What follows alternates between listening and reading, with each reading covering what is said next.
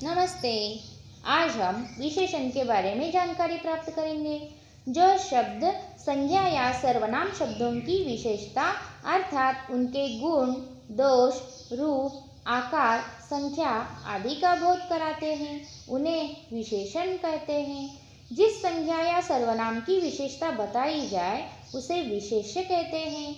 उदाहरण के तौर पर संजय नागपुरी संतरे लाया। नागपुरी विशेषण, संतरे विशेष्य होता है।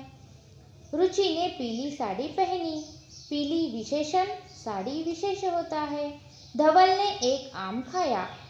एक विशेषण, आम विशेष्य। उसी तरह विशेषण के 4 प्रकार होते हैं। उसमें से पहला प्रकार है गुणवाचक विशेषण। जो शब्द संज्ञा या सर्वनाम के गुण, दोष, रूप, रंग आदि का बोध कराते हैं, उन्हें हम गुणवाचक विशेषण कहते हैं। उदाहरण के तौर पर अच्छा, बुरा, मोटा, पतला, ऊंचा आदि। झील में सुंदर कमल खिले हैं। सुंदर यह गुण बताता है। राम बहुत वीर थे। वीर यह गुण बताता है राम का। उसी तरह गुण का महत्व बताने वाला शब्द गुणवाचक विशेषण।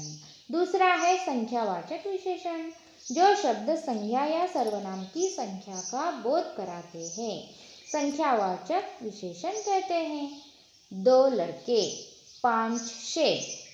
संख्यावाचक विशेषण के 2 भेद होते हैं। एक निश्चित संख्यावाचक विशेषण।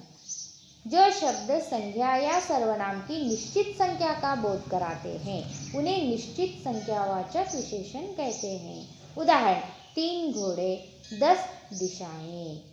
तो दूसरा प्रकार है अनिश्चित संख्यावाचक विशेषण। जो शब्द संज्ञा या सर्वनाम की अनिश्चित संख्या का बोध कराते हैं, उन्हें अनिश्चित संख्यावाचक विशेषण कहते हैं। उदाहरण कुछ बच्चे, अनेक लोग, अनेक गांव, अनेक नगर आदि।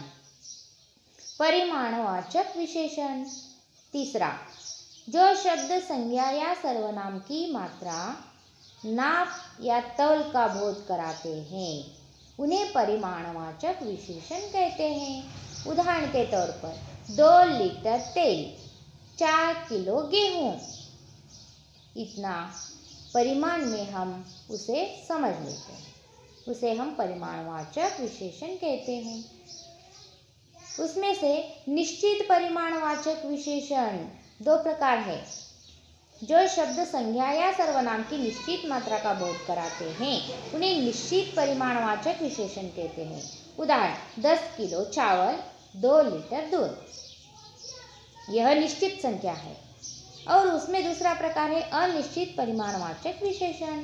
जो शब्द संज्ञा या सर्वनाम की अनिश्चित मात्रा का बोध कराते हैं, उन्हें अनिश्चित परिमाणवाचक विशेषण कहते हैं। उदाहरण के तौर पर थोड़े चावल दो, बहुत नमक लाया। थोड़े और बहुत यह अनिश्चित है, इसलिए अनिश्चित परिमाणवाचक विशेषण कहलाते हैं। चौथा जो प्रकार है सार्वनामिक विशेषण। जो सर्वनाम शब्द वाक्य में विशेषण का कार्य करते हैं, उन्हें सार्वनामिक विशेषण कहते हैं। उदाहरण वह आदमी, यह घर, यही घर मेरा है। इसी तरह विशेषण के 4 प्रकार हमने देख लिया। आपके समझ में आया? धन्यवाद।